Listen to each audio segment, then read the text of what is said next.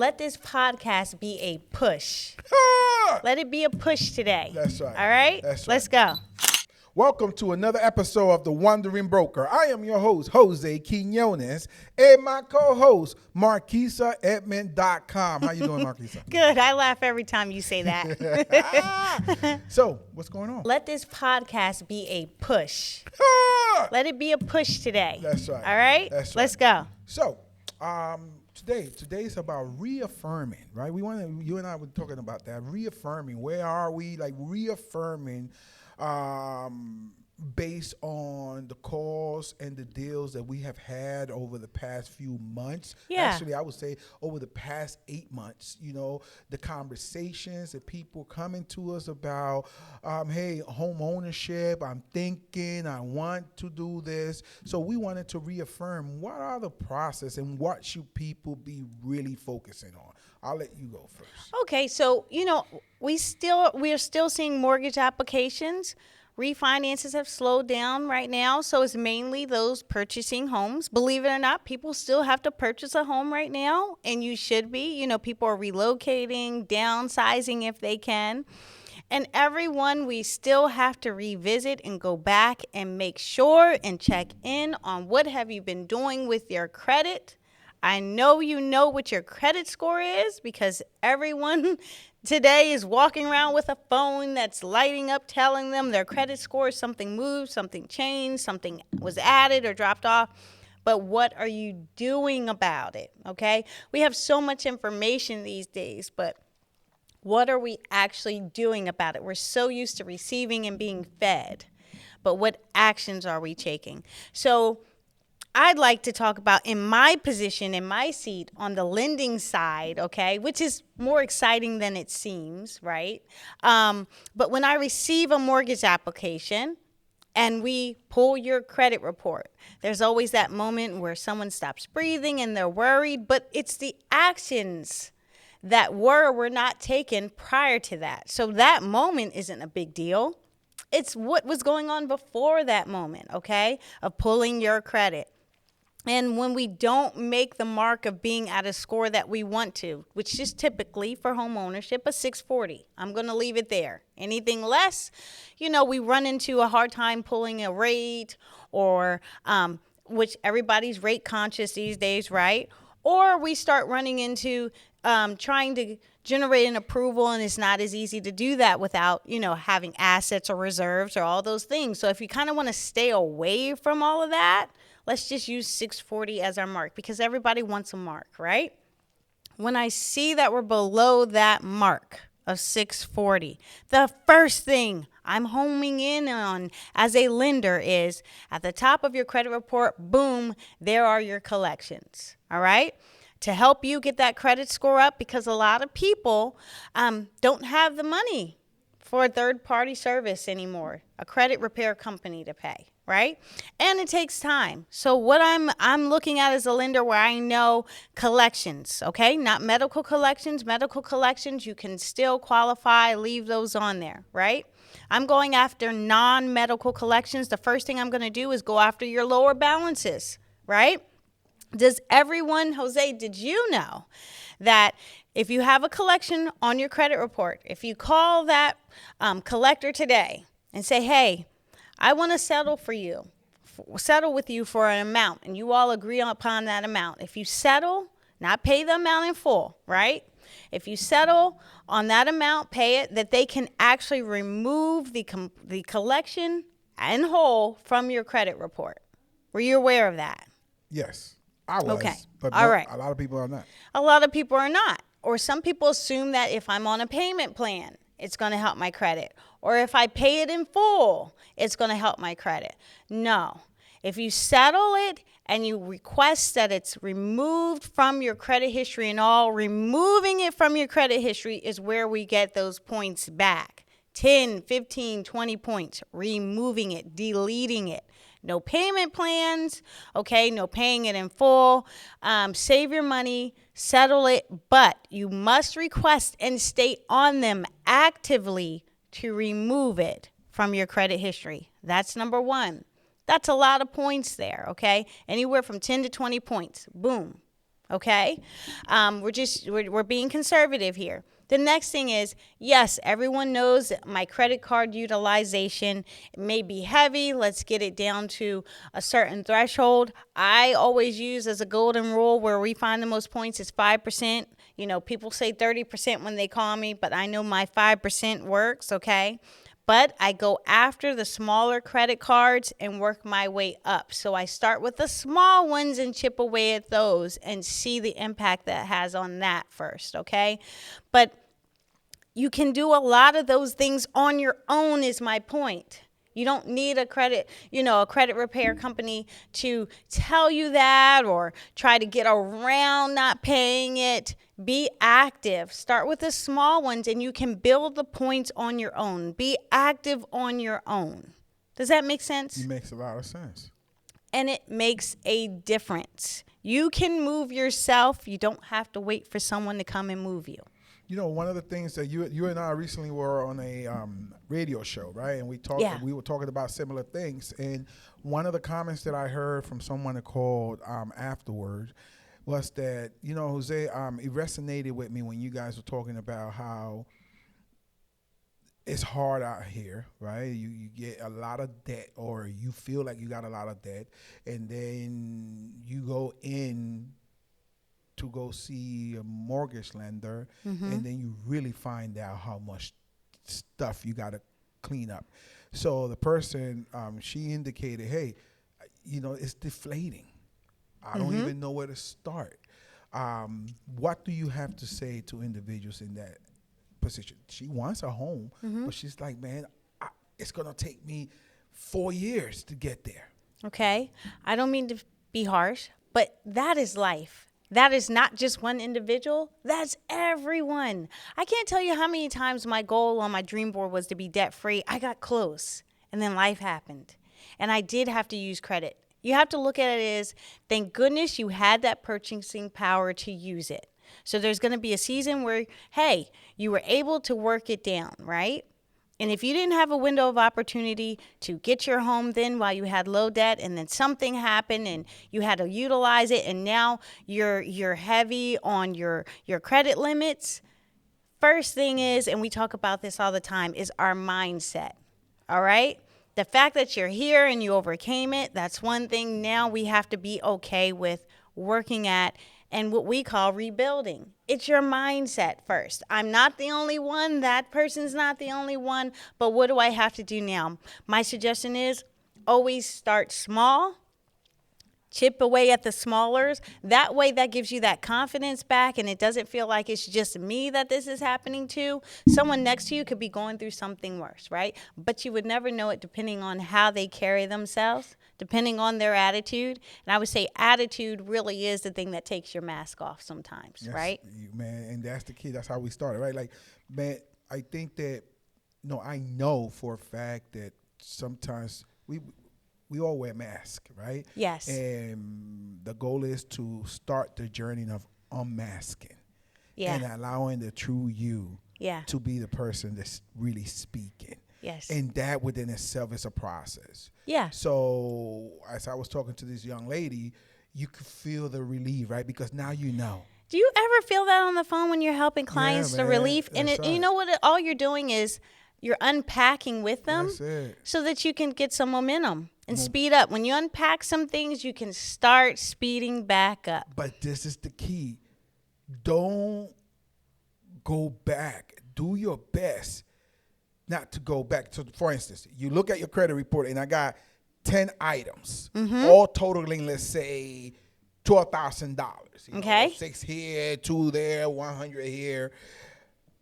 As you start eating away at this stuff, sometimes life happens, and we tend to fall back into our old ways. For instance, like now I've forgotten about that goal because I got this immediate issue that just came up. Then we go back to hiding. We go back to wearing no masks. Now we're not speaking our truth. We are saying, yep, everything is fine. I have no issues. I'm, ducking the calls of my lender calling to check up on me. My realtor checking up on me, or even friends and family, because Yeah. at one moment you were so gung-ho, you declare, yeah, I'm getting ready to start working on this journey. Well, Yeah. the truth is that on the way up, there's going to be a lot of freaking bumps and bruises, Yes. man. And the thing is that we have to remember of how good it felt when we declare victory, right? Because victory has to be declared before you start. Correct. Ooh, I got to say that again. Right? Uh-huh. Like, victory has to be declared Before you start. before you start. And then my question is, why do you expect it to be easy? So what did you, I don't know anything that I have done. Life has taught me by now is that I'm going to overcome and I'm going to get there. But why do I expect it to be easy? Why do I expect it just to be this straight road? Every time I point the finger, there's 3 pointing back. As I thinking about my own journey, the reason that you expect it to be easy is because you lived in the current conditions for so long that hardship became easy. What do I mean? You got so comfortable being in hardship that it became the norm. So now that you declare victory, you start going up this hill, right? You didn't allow enough time of that new process for that to become the norm. So when you get smacked, now you crying. Does that make sense? Yes. Now because you have not given this new phase in your journey to become the norm. Yeah. You know what I mean? Like there's you falling down, having tough conversations, all that is new. Because when you're in hardship, all you're doing is ducking. You got the mask on, right? Like, Yep. I'm struggling. You Yep. know, it makes me think of that commercial. This is a commercial with a guy cutting his lawn, and he's like, man, can somebody please help me? He's up to his eyeballs in debt. But yeah, he got this grin on like, yo, man, we good. Yep. But your grin is saying, help me. Yep. So this new phase, you got to give it time for you to get well adjusted to that. So it's knowing that life is never going to stop being hard. Yeah. And you know, Unless you just give up. And even that, you looking in the mirror saying, man, you stink. You're still not happy. So you might as well push. And you know, we can have this conversation because believe it or not, I don't know about any other realtors or lenders, but I have these type of conversations with my clients all the time. I don't know what you expect when calling a lender or a realtor, and I don't know how other conversations go, but these are the type of conversations I have when you call me and we complete your application, when we are reviewing your credit, when we're talking about how much you qualify for, even that mortgage payment. These are the things that come out. These are the things we end up talking. It ends up being a therapy session. You know, I'm usually ready because I'm prepared for it. And I get that breather, that sigh of relief from my clients. I'm already knowing that this is what it's going to be like. I don't think they expect that. I do get a lot of times that maybe they didn't experience that during their process before, but that's how you know where you're supposed to be, because when you get that out of it. So whether you cross the line or not, which a lot of times they will, if they don't now, they will with us at some point, right? Yeah. But there's so much more you get out of the process. The credit piece in particular, that's not just tied to a home. That's everything you do. It's everything you do. It's your purchase. We say this all the time, your purchasing power, but it's everything you do. So it's amazing how purchasing a home, which is what you should be doing regardless, right? Brings out so many things that are tied to just everyday life. It's just the part of the American dream. It's the center, like it is. Home ownership. More people have built wealth through home ownership than anything else. So yeah. Don't kid yourself, and I have yet met. Now, there are situations, right, when people are like, hey, man, I'm 22 years old. I'm going in the military. I'm moving around. Understand. But if you are still in a position to invest. You know, Please. Well, yes, yes. There should never be anything going on in the market where if you find a property that you know is meant for you, then you should explore your options and your resources to get it. You And- just never know what's going to come out of that. and the exploration starts way before you decide to buy.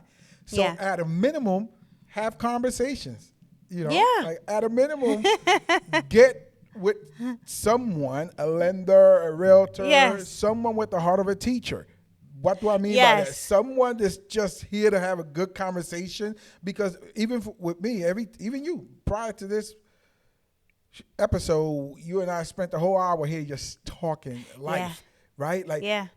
someone that genuinely wants to have a conversation, because I'm consistently sharpening iron with everybody. Yes, you are. You know, yeah. Yes, you are. You're the client, but at the end of the day, you are a human being that have experienced different Yeah. experiences that I have. Yeah. Your journey is your journey. So I am really curious on how can I link up with this individual and continue to walk my journey and strengthen it. Yes. And the way that we do that is by having conversations with somebody that's genuinely seeking. Yes. And somebody that's genuinely seeking and giving. Yeah, and it's funny because I was thinking about it comes out when anytime you're pursuing something. And ours just happens to be the pursuit of real estate, right? yeah. But it brings out all of that. Yeah, it does. It does, because ultimately, what do we want? I want safety, security. You know, Yes. I just warmness. You Yes. know, I want all that. I want my children when they look at me, I can see it in their eyes. They proud. You know. Yeah. My wife for her to be content. You know, in what we're doing. Yep. You know, my friends and partners to be like, damn, brother, you've brought a lot of value. I Yeah. truly enjoy being in your presence.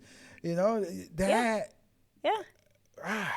And how do we get this? By continuing to know ourselves, to continue to pursue something in life. Pursue To something. be pushed by those around you. Yeah. But this I do know for a fact is that we all have hardships. And that's how when we started the Everyone. conversation was like, you know, I have a perception of how everybody around me seems to be doing, and then those that are closest, right? Because I think groups of relationships are based on circles. Well, I got my inner circle, outer circle, outer circle, outer circle. So those that I'm responsible for, I will say I have a good feel for where they do, and then those in the outer circles is less and less and less as they start going out. So, man, I forgot where I was going with that. I'm just hype, you know. But I know. and also Yeah. sometimes we can go. You get so deep, you get deep down. Come on, Jose. Yep. But I will say, out of all of that, always do yourself a favor and remember it's not just you. Because when you remember it's not just me, you know, we get so much out of zooming out. And then when you help someone else, and we do help a lot of people, even when we're going through, man, the blessings flow. Yeah, it does. They do. I'm sorry. They do. So, but wrapping that all into the focus here, be actively working on your own history, your credit, right? Actively work on that on your own. And part of that too is just when you apply, get advice, right? Get advice. Be okay with that person that is an expert, that sees that all the time, what they're advising you to do. Take that advice, work on that, right? And that way you are effective. I always tell people, yes, you can do it, you know, that way and this way, but what is the most effective way of doing it? So Bingo, bango. there we have it. Strawberry mango. We done? Yep. Peace. Until the next time. We'll see you around. If you are thinking of selling, buying, you just have a good conversation based on what you've heard here, feel free to reach out. How can they get a hold of you, Marquisa? MarquisaEdmond.com. And my number is 302-824-8587. And if you want to reach out to Jose, it's askforjose.com, or a number here at the office is 302-313-1600. May you have a phenomenal day.